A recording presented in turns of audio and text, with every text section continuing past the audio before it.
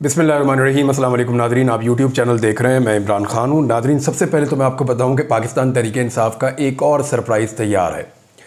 मेरी बड़े ख़ास लोगों से बात हुई, अभी मैं आपको डिस्क्लोज़ नहीं करूँगा, लेकिन 14 अगस्त पे पाकिस्तान तहरीक-ए-इंसाफ एक सरप्राइज़ देगी और हुकूमत उसके बारे में भी सोच नहीं सकती। हुकूमत रोकने की कोशिश करेगी या कोई ऐसा चक्कर चलाएगी तो फिर फंस जाएगी, नहीं रोकेगी तो फिर फंस जाएगी, लेकिन डंका तो बच जाएगा पूरे पाकिस्तान में। तहरीक-ए-इंसाफ ने एक अगला सरप्राइज़ तैयार किया है, एक बड़ा काम है जो होने जा रहा है और उसका इम्पैक्ट बहुत बड़ा होगा। यानी जो मोमेंटम एक बना है स्वाबी वाले जलसे से, बहुत बड़ा जलसा था, नो डाउट। मैंने ये कहा कि वेन्यू का थोड़ा सा इशू था, तो वेन्यू के बारे में आज मेरे साथ काफ़ी सारे लोगों ने रब्ता किया।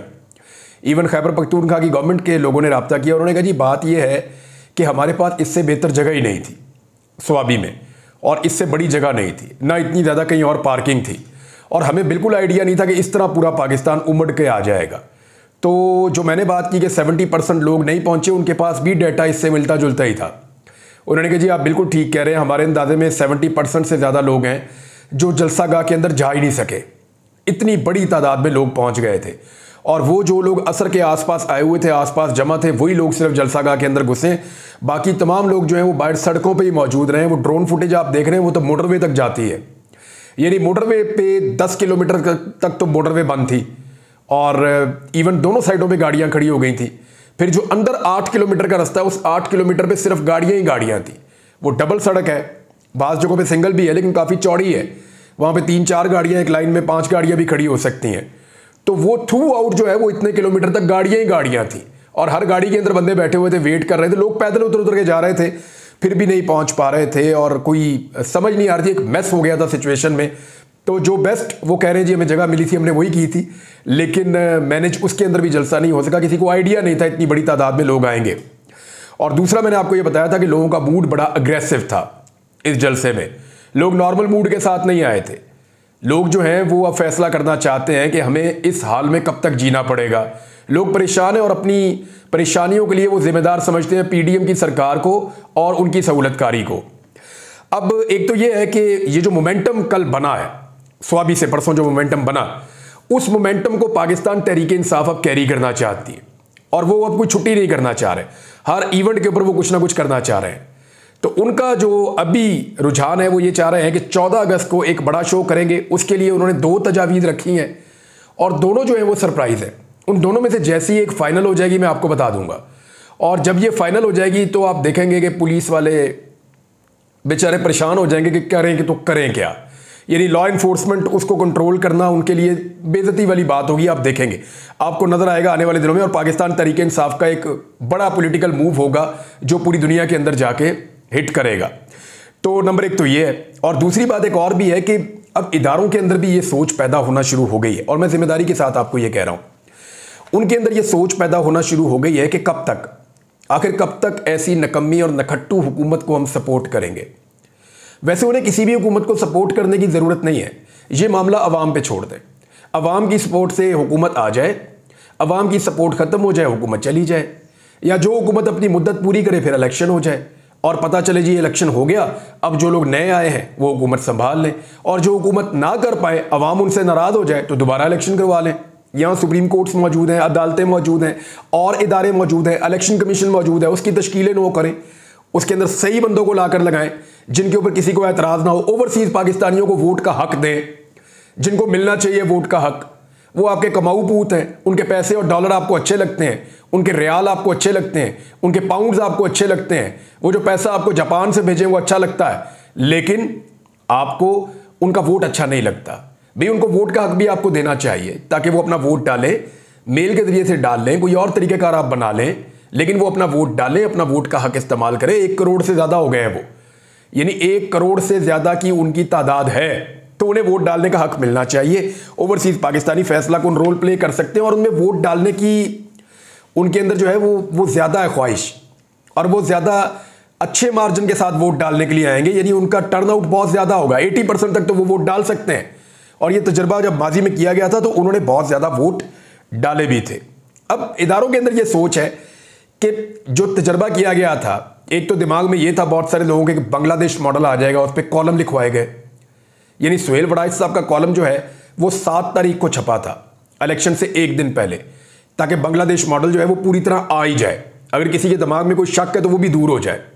बांग्लादेश मॉडल का मतलब ये था कि एक हुकूमत ज़बरदस्ती लाकर बैठाई जाए, उस हुकूमत के जरिए से डंडा चलाया जाए और मुल्क की मईशत को ज़बरदस्ती ठीक किया जाए।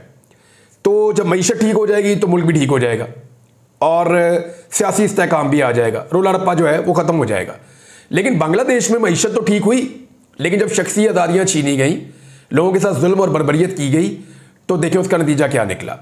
तो अब मामला ये है कि मेरे ख्याल में पाकिस्तान के इदारे इस बोझ को ज़्यादा देर नहीं उठा पाएंगे। इस हुकूमत का बोझ बढ़ता चला जा रहा है और इदारों की कमर दूरी हो रही है। वो कब तक इसका बोझ उठाएंगे और कब तक इस नालायकी को अपने सर पे उठा के फिरेंगे। यानी फ़ौज का काम जो है वो दिफा का है। अब मैं फ़ौज के इदारे की बात कर रहा हूँ, बाकी इदारे भी इन्वॉल्व हैं, लेकिन उनका काम दिफा का है। वो कब तक इनका दिफा करेंगे? मुल्क का दिफा कर ले या इन सियासी जमातों का दिफा कर ले जो पाकिस्तान की इस हालत के लिए जिम्मेदार है। और जब से ये हुकूमत में आए कोई अच्छी खबर हमने नहीं सुनी। जो इदारा इन्होंने नया बनाया वो उससे पहले से ज़्यादा हमें तबाह किया। आप SIFC की मिसाल ले लें या दीगर आप मिसालें ले लें, तो इनसे कोई खैर की खबर नहीं है और डिलीवर भी नहीं ये कर पा रहे, तो इनसे मायूसी हुई है इदारों को। और मुझे लगता है कि वो अपने आप को आहिस्ता आहिस्ता डिस्टेंस कर लेंगे और अक्लमंदी भी इसी में है। इस वक्त बड़े अहम मशवरे हुए हैं, मैं आपको बता देता हूँ, और उन मशवरों के बाद जो अमल दरामद हो रहा वो भी मैं आपको बता देता हूँ। हुआ यह है कि बांग्लादेश की सूरत जिस तरह ख़राब हुई है, तो फौरी तौर पर यह फैसला किया गया है कि पाकिस्तान की जो मौजूदा PDM की सरकार है उसकी और हसीना वाजिद साहिबा की जो सरकार थी, इन दोनों के अंदर बहुत सारी चीज़ें जो है मुश्तरक है। मैंने जब लिखना शुरू किया तो 20 के करीब पॉइंट्स हैं जो इन दोनों हुकूमतों के मुश्तरक है, एक जैसे हैं।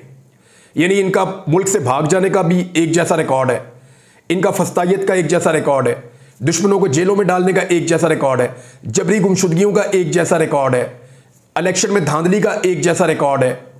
तो जितनी चीज़ें भी हो रही हैं वो एक जैसा ही रिकॉर्ड है। शख्सी आज़ादियों को इन्होंने रोक दिया, लोगों को गायब किया, सहाफ़ियों को दबा लिया, लोगों की नौकरियां खा गए, लोगों के कारोबार तंग कर दिए, लोगों के घरों में छापे मारे, चादर और चार दीवारी का तकद्दुस। ये वो सारी चीज़ें हैं जो PDM की सरकार और हसीना वाजिद की सरकार में मुश्तरक है। तो इससे पहले कि लोग इस मुमासलत को देखते, मैंने इसके ऊपर एक वीलॉग किया भी है, 10-12 पॉइंट उसमें मैंने बताए हैं, बड़े अहम, पिछला वीलॉग था वो। तो मामला ये है कि हसीना वाजिद और मौजूदा सरकार की मुमासलत से ये लोग बचना चाहते हैं।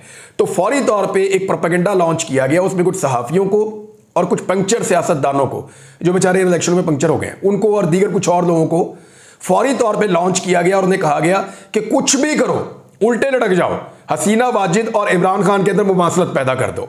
अब वो बेचारे पूरा जोर लगा रहे हैं कि जी हसीना वाजिद बिल्कुल इमरान खान की तरह थी, इंडिया भी इमरान खान से प्यार करता है और हसीना वाजिद को भी इंडिया प्यार करता है, फलां भी इमरान खान से प्यार करता है, हसीना वाजिद को भी फलां प्यार करता है। तो इस तरह की अब उल्टी सीधी कहानियां देना शुरू कर दी हैं।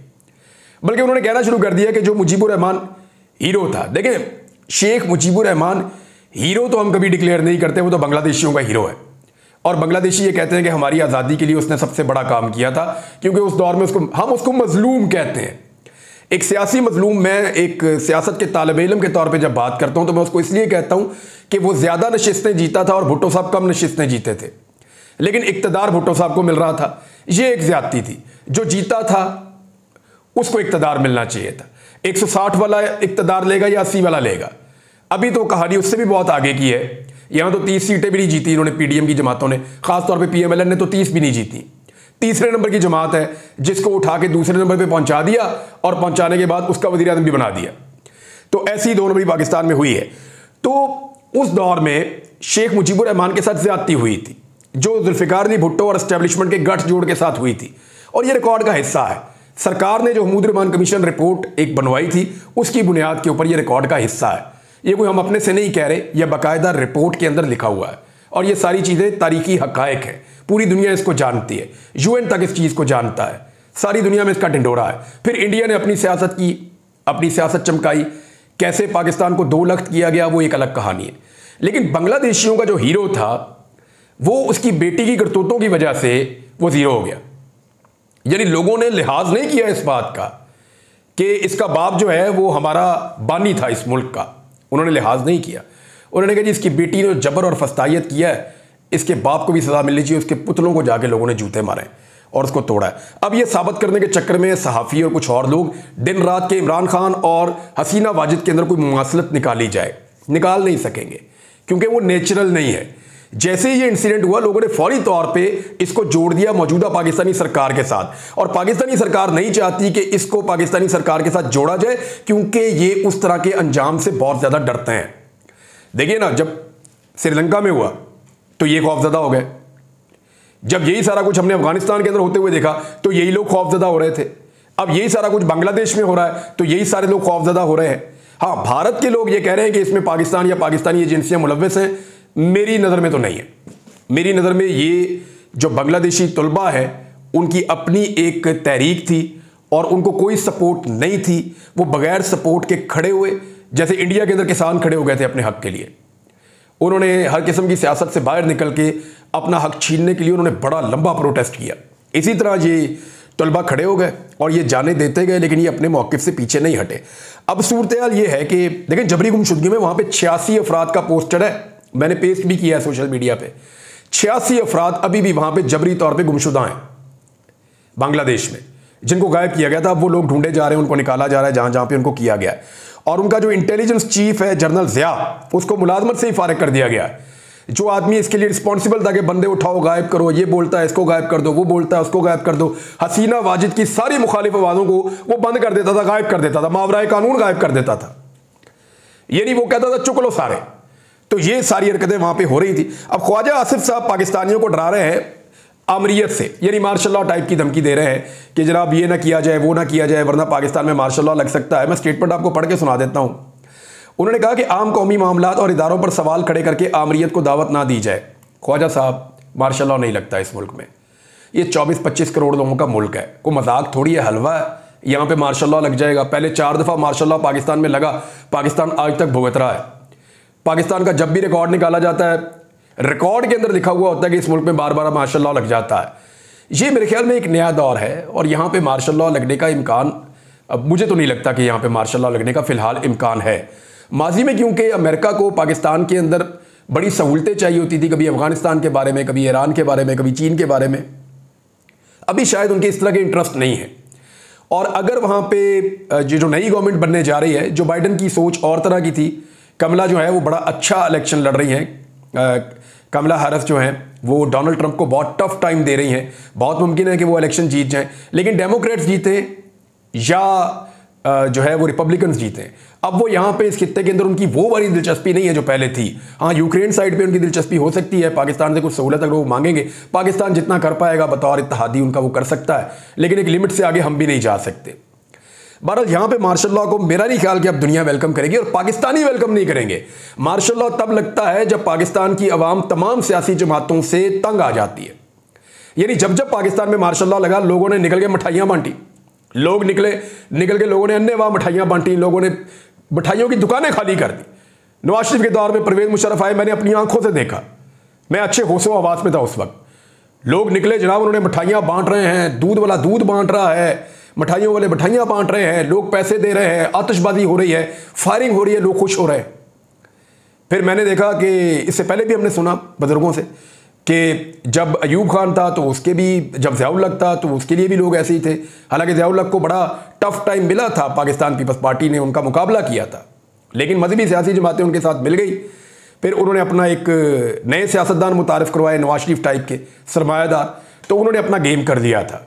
लेकिन अब क्या मार्शल लॉ लगेगा और पाकिस्तानी खुश होंगे? नहीं होंगे। ये 24-25 करोड़ लोगों का मुल्क है, ख्वाजा साहब मजाक नहीं है, ये कोई छोटी मोटी बात नहीं है कि मार्शल लॉ लग जाएगा। ये मार्शल लॉ या आमरीत या ऐसी कोई चीज़ नहीं हो सकती। रऊफ हसन साहब जी आज़ाद हो गए हैं, देखें 70 साल से ज़ायद उनकी उम्र है, कैंसर से वो लड़ रहे हैं और बड़ा अच्छा बोलने वाले, बड़े पढ़े लिखे इंसान है, लेकिन उनके साथ जो जबर किया गया, जो फस्तायत की गई, उन पर दहशतगर्दी के मुकदमात बनाए गए, लेकिन वो जो हैं वो रिहा होकर आ गए हैं, ज़मानत उन्हें मिल गई है। लेकिन आप मज़े की बात देखें, जिन 4 ख्वाजा सराओं ने उनके ऊपर अटैक किया था, रियासत उन 4 ख्वाजा सराओं को नहीं ढूंढ सकी, अभी तक नहीं ढूंढ सकी। वो 4 खुसरे नहीं पकड़े गए रियासत से, लेकिन जिस आदमी के ऊपर अटैक हुआ था उसको दहशतगर्दी में पकड़ लिया। कैसी बदकिस्मती है पाकिस्तान की। और ये चीज़ें पाकिस्तानी कौम और पाकिस्तानी बच्चे देख रहे हैं, सुन रहे हैं, पढ़ रहे हैं और उनके दिमाग के अंदर ये चीज़ें बैठ रही हैं। क्यों लोगों के, बच्चों के ज़हनों के अंदर नफरत भरी जा रही है। ये छोटे छोटे बच्चे स्कूलों के अंदर जाते हैं, उनसे जाकर पूछें, वो बताएंगे आपको क्या हो रहा है। ये शऊर का टाइम चल रहा है, सोशल मीडिया का दौर है। हर आदमी को हर इंफॉर्मेशन आती है। या तो आप सब कुछ बंद कर दें और कई सालों के लिए बंद कर दें, हमें ले जाए पत्थर के दौर में, तो फिर हम अफगानिस्तान जैसे मुल्क के अंदर लोग इतने बाशऊर हैं जहां पे जंग लगी रही 20 साल तक, तो पाकिस्तान के अंदर तो शऊर का आलम उससे बहुत ज्यादा है और लोग हर तरह की इंफॉर्मेशन जानते हैं। अब एक और जो कार्रवाई डाली गई है, इलेक्शन एक्ट में तरमीम कर दी गई है नादरी, कौमी असम्बली से भी हो गई और सेनेट से भी हो गई। अब ये जो तरमीम की गई है, ये इसमें दो सवाल बड़े इंपॉर्टेंट पैदा होते हैं। क्या इलेक्शन एक्ट में जो तब्दीली की गई है, इससे जो 12 जुलाई का सुप्रीम कोर्ट ऑफ पाकिस्तान का मखसूस नशिस्तों वाला फैसला है, उस पर अमल दरामद रुक सकता है? तो इसका सिंपल जवाब है कि नहीं रुक सकता। सुप्रीम कोर्ट के फैसले को रोकने के लिए तो तरमीम हो ही नहीं सकती कानून में। दूसरा यह है, क्या इस नई कानून साजी का इतलाक माजी से हो सकता है? उसूलन नहीं हो सकता। यह मामला चैलेंज हो जाएगा, अदालत के अंदर जाएगा, अदालत में नून लीग हारेगी और हारने के बाद एक बार फिर शोर मचाएंगे, देखो जी अदालतों ने ये कर दिया तो वो कर दिया, रोला डालेंगे, खप डालेंगे, लंबा इसको ले जाएंगे, लेकिन इसके अंदर इनको मिलेगा कुछ नहीं। 12 जुलाई के फैसले पर अमल दरामद रुकने का एक तासुर दिया जा रहा है। 6 अगस्त तक की डेडलाइन थी, कल तक की, इलेक्शन कमीशन ऑफ पाकिस्तान के पास। किस चीज की? कि 26 तारीख तक पाकिस्तान तहरीक इंसाफ ने जमा करवा दिए थे अपने तमाम MNAs की बयान हल्फी, और पार्टी ने बता भी दिया था, डिक्लेयर कर दिया था कि ये 80 से ज्यादा हमारे MNAs हैं। तो सुप्रीम कोर्ट का फैसला यह था कि अगले 7 दिन के अंदर अंदर छुट्टियां निकालकर वो 7 दिन जो है वो 6 अगस्त को पूरे हो जाते हैं। अगले 7 दिन के अंदर अंदर सुप्रीम कोर्ट ऑफ पाकिस्तान ने कहा था कि इलेक्शन कमीशन ने हर हाल में इनकी फहरिस्तें आवेजा करनी है और मखसूस नशिस्तों की जो ये लिस्ट दे रहे हैं वो भी आपने लिस्ट लगानी है वेबसाइट पे भी, और सुप्रीम कोर्ट ऑफ पाकिस्तान में ले जाकर रिकॉर्ड जमा भी करवाना है। तो इलेक्शन कमीशन ऑफ पाकिस्तान ने ये काम अब तक की इतला के मुताबिक नहीं किया। तो इलेक्शन कमीशन ऑफ पाकिस्तान के ऊपर पाकिस्तान तहरीक इंसाफ अगर चाहे तो अब जाकर एक रेफरेंस दायर कर सकती है, या उनके खिलाफ तौहीन अदालत में जा सकती है, या सुप्रीम जुडिशियल काउंसिल से रब्ता कर सकती है कि सुप्रीम कोर्ट ऑफ पाकिस्तान के फैसले के ऊपर, अक्सरियती फैसले के ऊपर अमल दरामद नहीं हो रहा। एक और नाज़रीन मैं आपको पढ़ के सुनाता हूं चीज़। देखिए, ये जो जिस नोट के ऊपर बड़ा रोला डाला ना सारों ने, इख्तलाफी नोट के ऊपर, उसके बारे में हामिद खान साहब ने एक बड़ी काम की बात की, और ये बड़ी पते की बात है, इसको आपने जहन में रख लेना है। इसके ऊपर मैं बाद में डिटेल में बात करूंगा। उन्होंने कहा कि इख्तलाफी नोट लिखने वाले 2 जजेस के खिलाफ मिसकंडक्ट का केस बनता है। अभी तक तफसीली फैसला तो आया ही नहीं, तो आपने किस चीज से इख्तलाफ कर दिया? इख्तलाफी नोट तो फैसले के बाद आता है, जब तफसीली फैसला आएगा तो आपको अपना इख्तलाफी नोट लिखना चाहिए, आपने पहले ही लिख दिया। ये 11 जजेस के फैसले के खिलाफ हवा में बातें कर रहे हैं। ये इंतहा की गैर आईनी, गैर कानूनी और गैर अदालती हरकत की गई है। तो ये मामला इतना सिंपल नहीं होगा, इतना सिंपल नहीं होगा जनाब। पहले इख्तलाफी नोट नहीं आ सकता जब तक के तफसीली फैसला ना आ जाए। अब जरा तफसीली फैसला आने दें, आपको बहुत सारी चीजें पता चलेगी। अब तक के लिए इतने, अपना ख्याल रखिएगा, अपने इस चैनल का भी। अल्लाह हाफिज़।